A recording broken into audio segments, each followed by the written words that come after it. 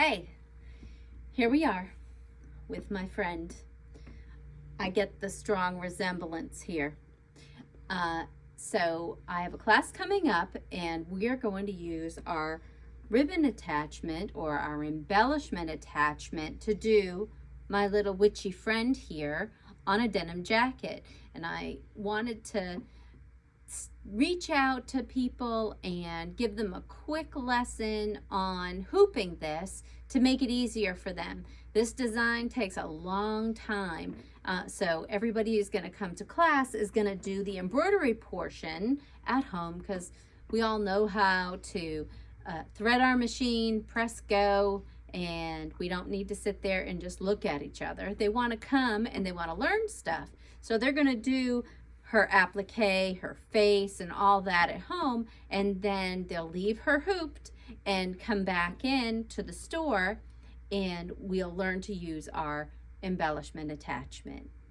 So this design is 9 inches wide by 13 inches tall.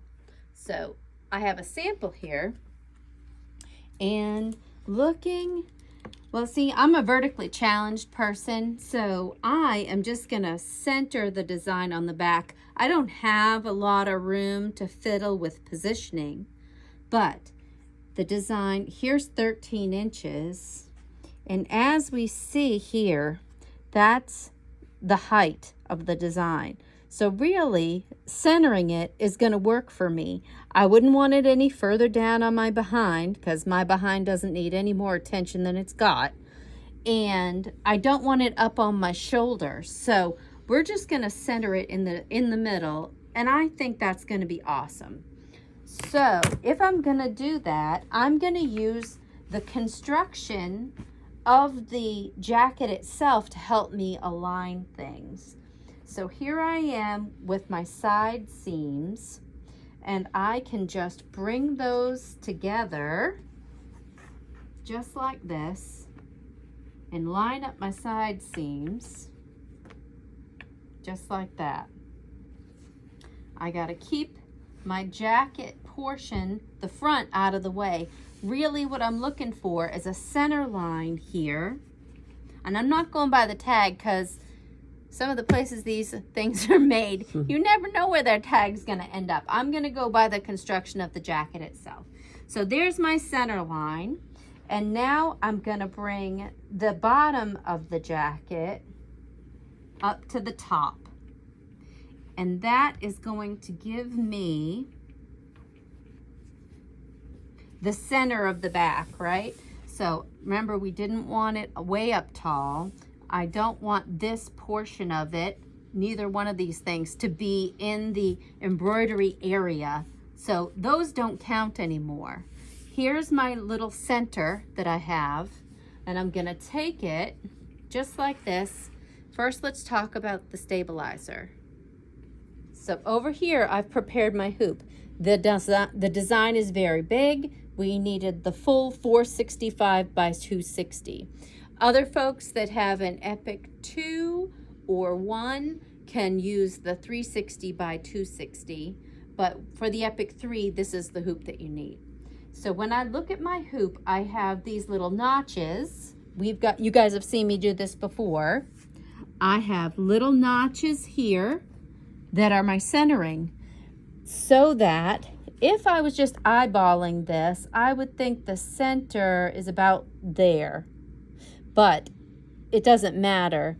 All that counts is what the machine perceives at the center, because that's where it's going to put something. So I'm going to use the notches and the lines on my table here. I'm going to align the notches both up and down and left and right with the lines on the table. So now I see that the actual center is about 1 inch lower than I would have eyeballed it. This is my center point. I can take my jacket with my little center point and I can lay my jacket on my stabilizer. So I am very carefully, without moving my hoop around, I'm gonna lay this down so that my center point is there, and that fold line lines up with my notch at the top. And then I'm gonna unfold it very carefully. And so now the bottom of my jacket lines up with the notch at the bottom. Then I can keep unfolding. You guys have seen me do this with towels and a million other things. I'm just gonna make sure that everything stays straight. And I'm gonna work out from my center because I know that center point is good. That's the real pivotal spot. So I know from the center line I'm good. I'm working my way out here. We've used a sticky wash away stabilizer.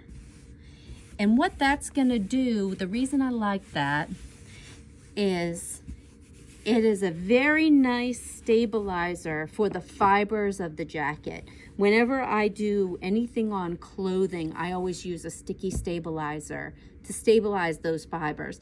If you've ever seen a embroidery that someone's done where they've got ripples along the edge, or maybe the weave of the fabric itself looks off, they probably didn't stabilize the fabric itself, right? So normally when we're talking about stabilizer, I'm talking about stabilizing my stitches, my thread on my fabric, making sure that it has enough support.